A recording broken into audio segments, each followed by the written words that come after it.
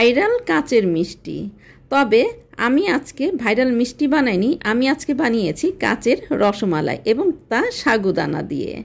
আর viral ট্রেন্ডের সাথে যোগ করেছি আমার কিছু নিজস্বতা, আমার মনের মাধুরী। আমার প্রিয় ভিউয়ার্স, আসসালামু আলাইকুম। কেমন আছেন আপনারা সবাই? আশা করি মহান আল্লাহ তাআলার রহমতে আপনারা সবাই ভালো আছেন।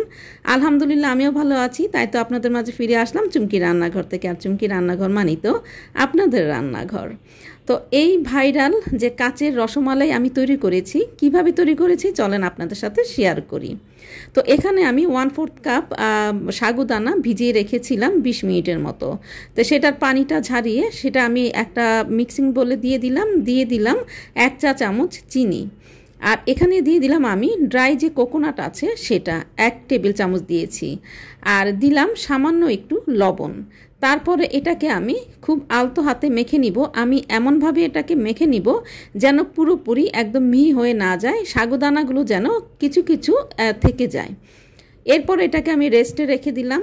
এই সুযোগে আমি যেটা করব, আধা লিটার দুধ নিয়েছি, এর মধ্যে দারচিনি, এলাচ দিয়ে আর তেজপাতা দিয়ে একটু জাল করতে দিয়েছি। এরপরে আমি এখন যে সাগুদানার মিষ্টিগুলো সেগুলো বানিয়ে নিব। আর এই যে দেখেন একটা একটা গোলা তৈরি করছি, আর ভেতরে কিন্তু একটা করে কিশমিশ দিয়ে দিচ্ছি। কিশমিশ দেওয়াতে যেটা হবে, আপনি যখন এটা মুখে দিবেন, কিশমিশটা যখন আপনার মুখে পড়বে তখন কিন্তু এই কাচের রসমালাই মানে এই সাগুদানার এই মিষ্টিটা খেতে পানসে লাগবে না। আর এটা আমি করেছি আমার নিজস্বতা থেকে। আপনারা যদি স্কিপ করতে চান তাহলে স্কিপ করতে পারেন। আর আমি কিন্তু হাতে ঘি মাখিয়ে নিয়েছি, কারণ এই ডোটা কিন্তু অনেকটা স্টিকি হয়। এখন নিয়ে নিয়েছি আমি কিছু ড্রাই কোকোনাট। ড্রাই কোকোনাটের উপরে আমি যে মিষ্টিগুলো বানিয়ে রেখেছিলাম সেগুলো দিয়ে আমি এখন একটা কোট করে নিব। এতে করে যেটা হবে, আপনি যখন এটা খাবেন তখন কিন্তু এটার একটা খুব সুন্দর একটা টেস্ট আসবে। আর এটা যদি আপনি ফ্রেশ কোকোনাট দিতেন তাহলে কিন্তু যে কোকোনাটগুলো সেগুলো কিন্তু একটু খুলে খুলে আসতো।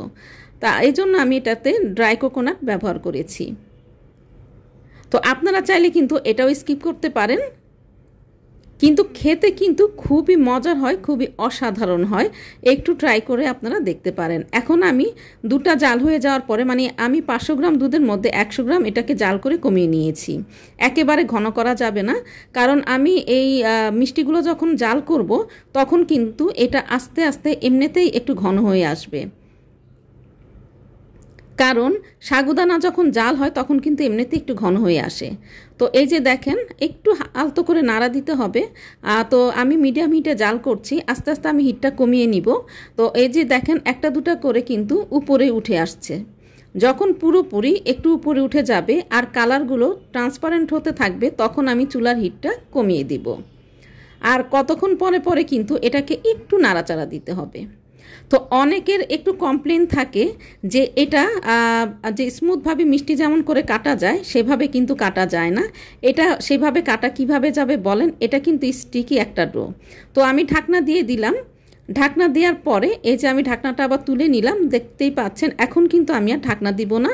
আর এই মুহূর্তে কিন্তু আমি জালটা কমিয়ে নিয়েছি। আর ঢাকা দেওয়ার আগে কিন্তু আমি এটাকে 5 মিনিট জাল করেছি, আর ঢাকা দিয়ে 2 মিনিট জাল করলাম একটু ছোট জালে।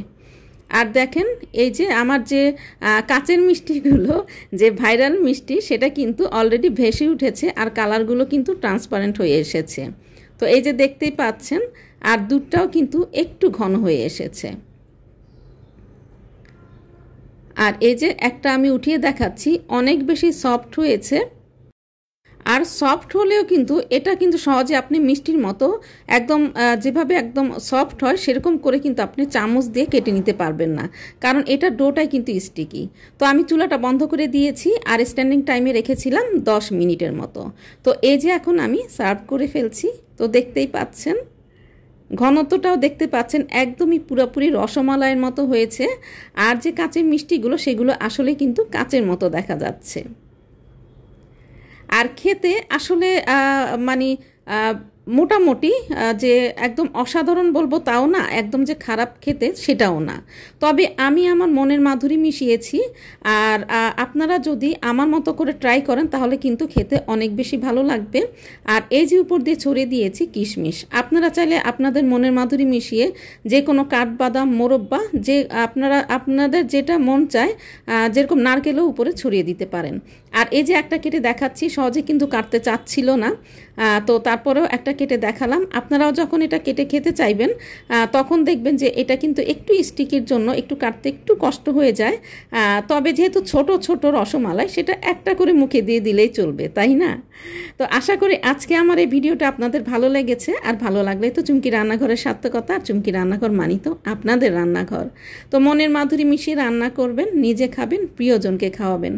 সবাই ভালো থাকবেন, সুস্থ থাকবেন। আর ভাইরাল রেসিপিটা আমি যেভাবে করেছি ওইভাবে একটু ট্রাই করে দেখবেন, আপনাদের ভালো লাগলেও লাগতে পারে। আল্লাহ হাফেজ।